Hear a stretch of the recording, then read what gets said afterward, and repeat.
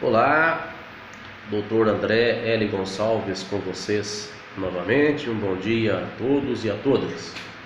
A quem não me conhece ainda, sou advogado, graduado pela Universidade Metodista de Piracicaba, militando atualmente em diversas áreas, entre elas no direito imobiliário. No vídeo anterior em que gravei, mencionei a possibilidade de gravar um próximo vídeo falando um pouco da liminar no rito da Lei 8.245, que trata da locação imobiliária. Muito bem. Processo civil brasileiro, falando em linguagem bem simples para aqueles que não são da área jurídica, para que você consiga o direito que você busca, você tem que seguir inevitavelmente alguns passos dentro do Poder Judiciário, alguns passos que nós chamamos de atos dentro do Poder Judiciário. Às vezes, até que você tenha uma sentença, demora algum tempo. Você entra com uma ação, o juiz toma conhecimento daquela ação, portanto chamamos a ação de conhecimento. A partir de então, ele vai mandar citar a parte contrária. Esta parte tem o direito de defender-se. Eventualmente haverá uma audiência de conciliação, a depender do tribunal, a depender da vara. Pode demorar 1, 2, 3 meses para que aconteça essa audiência. Após isso, o réu fará sua defesa escrita, que nós chamamos de contestação, não é? O juiz marcará eventualmente uma nova audiência, que nós a denominamos de audiência de instrução e julgamento.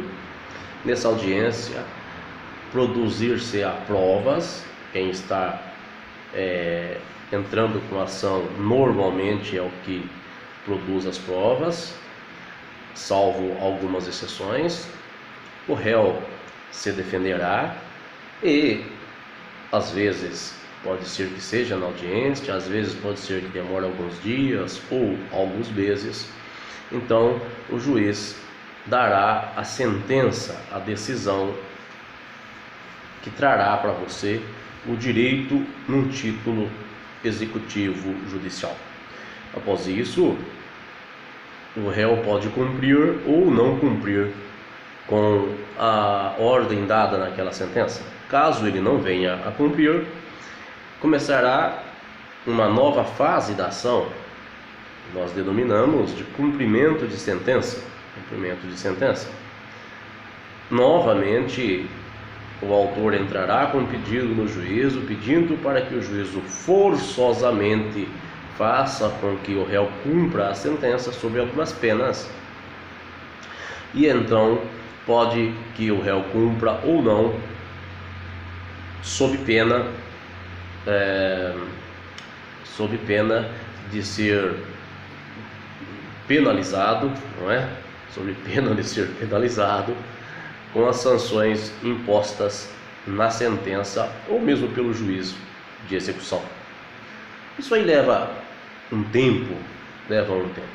Se é no caso de locação imobiliária, perceba que o inquilino vai estar lá dentro da tua casa, não é? Às vezes não pagando o seu aluguel, destruindo a tua casa, não pagando água, não pagando energia elétrica. E veja se você não tem uma garantia idônea, você vai tomar um prejuízo enorme. E aí que nós chegamos ao ponto da chamada liminar. A liminar, em latim, in limine, quer dizer às portas, quer dizer no início. Não é algo que, se deixar para depois, pode causar prejuízo de difícil reparação ou até de impossível reparação. Casos de urgência, pode-se pedir uma liminar. A Lei 8.245, ela dá esta oportunidade de, em caso de locação imobiliária residencial feita sem, veja, feita sem nenhum tipo de garantia, no início da ação você pedir uma liminar para o juiz para que o inquilino desocupe o seu imóvel em 15 dias. Veja, no início da ação, antes de todo este trâmite que eu acabei de citar, o juiz determina que ele saia do teu imóvel em 15 dias e ao depois discutir-se-á o direito que ele eventualmente tenha em todos aqueles atos que eu disse anteriormente. Ok?